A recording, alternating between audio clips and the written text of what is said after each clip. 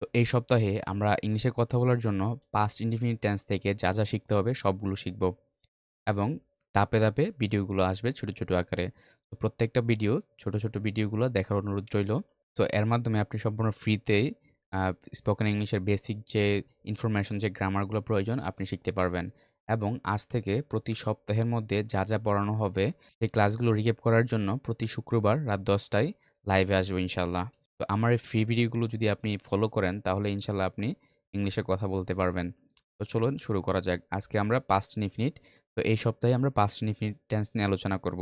আজকে শুধু দেখব আমরা কিভাবে পজিটিভ বাক্য তৈরি করতে পারি এবং স্ট্রাকচার শিখবো না, আমরা একদম কিভাবে কথা বলতে পারি ইংলিশে সেটা দেখব।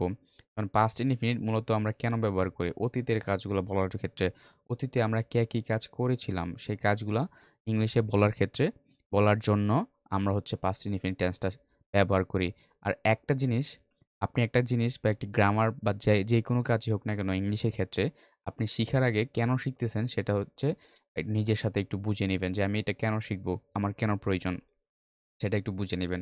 তো পাস্ট ইনডিফিনিট টেন্সটা কেন প্রয়োজন? আমরা অতীতের কথাবার্তা, অতীতের কথাগুলো যদি বলতে চাই, তাহলে হচ্ছে আমাদের পাস্ট ইনডিফিনিট টেন্সটা লাগে। তো চলুন আজকে শুধু আমরা অতীতের পজিটিভ কথাগুলো আমরা ইংলিশে বলা শিখব আজকের এই ভিডিওতে।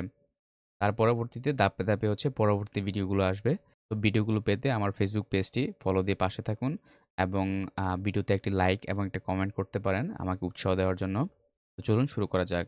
তো পাস্ট ইনডিফিনিট টেন্স মূলত আমরা অতীতের কাজগুলো বলার ক্ষেত্রে ব্যবহার করে থাকি। সো এক্ষেত্রে সাবজেক্ট নিয়ে কোনো ঝামেলা নাই। আমরা যেমন আমাদের যেমন প্রেজেন্ট ইনডিফিনিট টেন্সে সাবজেক্টের ক্ষেত্রে সাবজেক্টের সাথে সাথে ভার্বের ফর্মও পরিবর্তন হইতো, এরকম কোনো ঝামেলা নাই।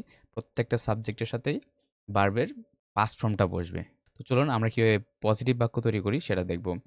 যেমন এখানে দেখেন I, তারপরে সাবজেক্ট I, তারপরে হচ্ছে B2। সাবজেক্ট I এর পরে V2 ভার্বের পাস্ট ফর্মটা বসবে। আমি করেছিলাম। I V2 আমি করেছিলাম। এখানে V2 I worked। I work আমি কাজ করি। I worked আমি কাজ করেছিলাম। আমি কাজ করেছিলাম। I wrote আমি লিখেছিলাম।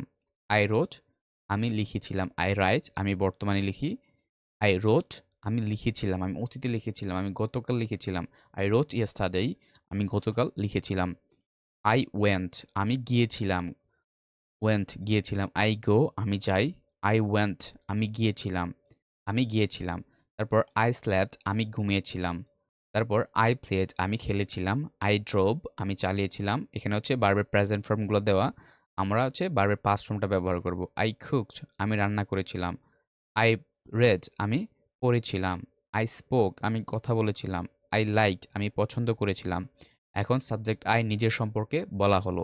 এখন আমরা এই সাবজেক্ট I এর পরিবর্তে অন্য সাবজেক্টগুলো ব্যবহার করতে পারি। যেমন you তারপরে যদি আমরা be2 ভার্বের পাস্ট ফর্মটা বসাই, সাবজেক্ট you এর পরে যদি ভার্বের পাস্ট ফর্মটা বসাই তখন এর অর্থ আসবে তুমি করেছিলে you, তারপর be2 মানে হচ্ছে তুমি করেছিলে। এখানে যদি I এর পরিবর্তে আপনি you মনে করেন, you worked তুমি কাজ করেছিলে, you wrote তুমি লিখেছিলে, you went তুমি গিয়েছিলে, you slept তুমি ঘুমিয়েছিলে, you played তুমি খেলেছিলে, you drove তুমি চালিয়েছিলে, you cooked তুমি রান্না করেছিলে, you read তুমি পড়েছিলে, you spoke তুমি কথা বলেছিলে, you liked তুমি পছন্দ করেছিলে। তারপরে দেখেন আরেকটা সাবজেক্ট আমাদের আছে এখানে we এর পরে যদি be2 বসে, we মানে আমরা, we মানে কি আমরা, we এর পরে be2 মানে হচ্ছে আমরা করেছিলাম। তো we worked আমরা কাজ করেছিলাম, we wrote আমরা লিখেছিলাম, we went আমরা গিয়েছিলাম, we slept আমরা ঘুমিয়েছিলাম, we played আমরা খেলেছিলাম, we drove আমরা চালিয়েছিলাম, we cooked আমরা রান্না করেছিলাম, we read আমরা পড়েছিলাম, we spoke আমরা কথা বলেছিলাম, we liked আমরা পছন্দ করেছিলাম। তো এখানে হচ্ছে আপনি যেকোনো সাবজেক্ট বসাতে পারেন। এখানে I, you, we এর পরিবর্তে he, she যেকোনো সাবজেক্ট বসাতে পারেন। সাবজেক্ট যেকোনো সাবজেক্টের পরে ভার্বের পাস্ট ফর্মটা বসালেই হচ্ছে তার মানে হচ্ছে আপনি অতীত নিয়ে কথা বলতেছেন। যেটা যেকোনো সাবজেক্টের পরেই হচ্ছে আমাদের ভার্বের ২ নাম্বার ফর্ম মানে হচ্ছে পাস্ট ফর্মটা বসালেই আমরা পাস্ট নিয়ে কথা বলতে পারবো। তো এভাবে আপনি পাস্ট ইনডিফিনিট টেন্সের মাধ্যমে পাস্টের কথাগুলো ইংলিশে বলতে পারবেন। এখন আপনি যদি এই টপিকটা বুঝে থাকেন যে কিভাবে পাস্টের কথাগুলা, পজিটিভ কথাগুলা পাস্ট ইনডিফিনিট টেন্সের মাধ্যমে বলতে হয়, তাহলে রহিম কাজ করেছিল এর ইংলিশটা কি হবে আপনি একটু কষ্ট করে কমেন্টে জানিয়ে দিন। দেখা হচ্ছে পরবর্তী ভিডিওতে। পরবর্তী ভিডিওতে আমরা নেগেটিভ কথাগুলো সবগুলো নেগেটিভ কথা কিভাবে বলতে হয় সেগুলো শিখব। তো দেখা হবে পরবর্তী ভিডিওতে। Till then take care. আল্লাহ হাফেজ।